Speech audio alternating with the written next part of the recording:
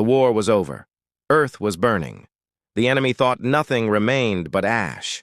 But beneath the ruins, in collapsed shelters and broken subway tunnels, children survived. And when humanity had nothing left, we rose for them. Before we dive into this story, make sure to like this video, subscribe to the channel. It helps us bring more stories like this to you, and trust me, you don't want to miss what's coming. Now let's begin. The sky was gone. It had been burned away in firestorms that stretched from continent to continent, oceans boiling, forests turned to smoke. The invaders had come without mercy, their fleets blotting out the stars, their weapons rewriting landscapes in minutes. Cities fell in hours, nations dissolved in days. The war was over before humanity even understood what kind of war it was.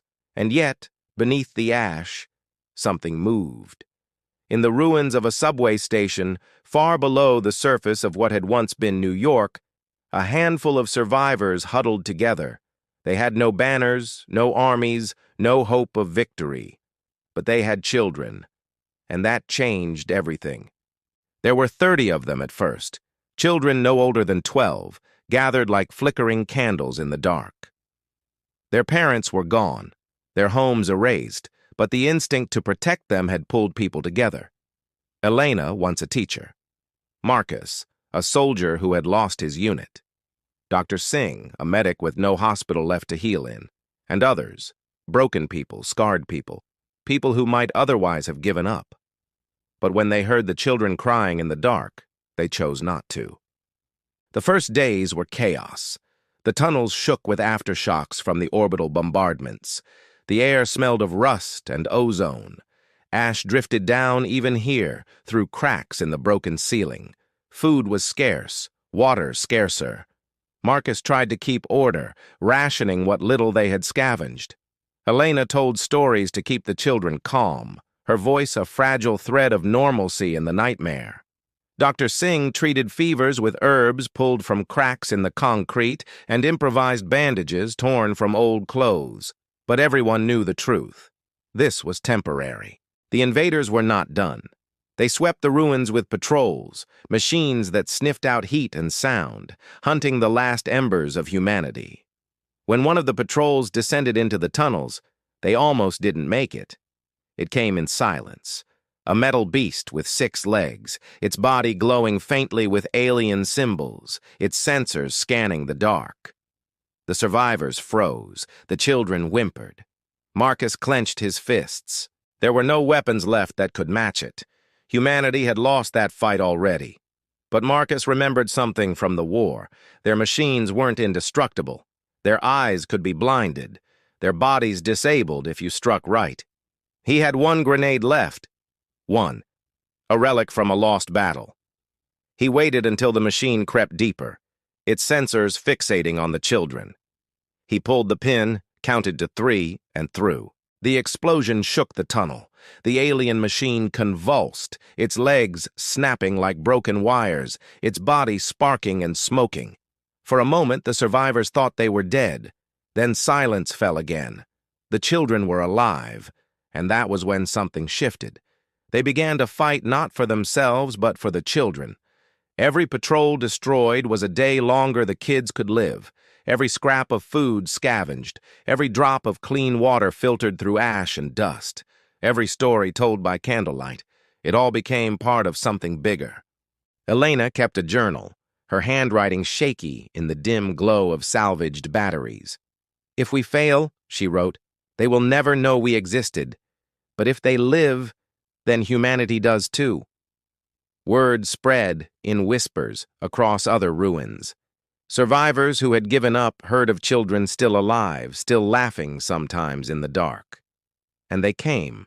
Broken soldiers, refugees, outcasts. They made their way through the ruined tunnels, bringing scraps of food, old weapons, fragments of hope. The group grew, and with it, so did the resolve. The aliens noticed. The patrols grew more frequent, larger. What had once been machines became squads, living soldiers, towering and armored, with weapons that hissed like vipers. They moved through the ruins with precision, hunting. But humans had become ghosts. Marcus taught the survivors to strike from shadows, using tunnels as traps. They didn't fight fair, because fair was long gone. They toppled rubble onto patrols, used fire as signal and weapon, and when they had nothing else, they used themselves. The aliens began to fear the tunnels. Dr. Singh noticed something in the prisoners they managed to capture. These invaders, for all their cruelty, had no concept of sacrifice. Their species had never evolved with it. To them, life was measured in efficiency, in resources, in calculation. So when humans fought, not for territory or wealth, but for children, the aliens could not comprehend it. There was one night, one that would be remembered forever. The aliens sent a cleansing fire into the tunnels.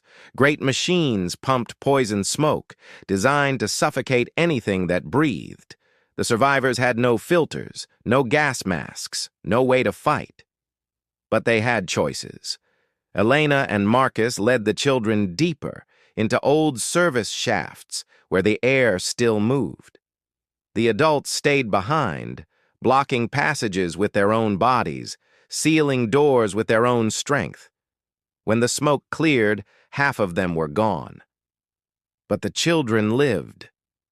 And the aliens learned something else. Humanity could not be broken the way other species had been. Days turned to weeks, weeks into months. Above ground, Earth was silent, burned cities, oceans of ash, forests turned to blackened skeletons. But below, in the ruins, something grew. The survivors began to organize. Networks of tunnels connected groups. They shared food, medicines, weapons, and at the center of it all were the children, symbols of everything worth saving. The aliens intensified their campaign, deploying greater weapons, deadlier machines, and still, humans fought back. Not because they believed they could win, but because surrender meant those children would never see the sky again. And then, something miraculous happened. A signal. Weak, crackling, distorted, but real. From orbit. From a ship not alien, but human. It was a fragment of humanity's scattered fleet, those who had fled, regrouped, and now returned. They had not known if survivors remained.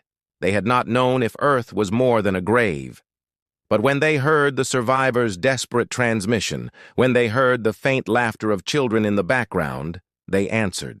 Hope returned to Earth, not as victory, not as armies, but as a promise. Humanity was not finished. The final stand came in the ruins of Central Park. The aliens had tracked the survivors there, thousands of soldiers descending, determined to end it.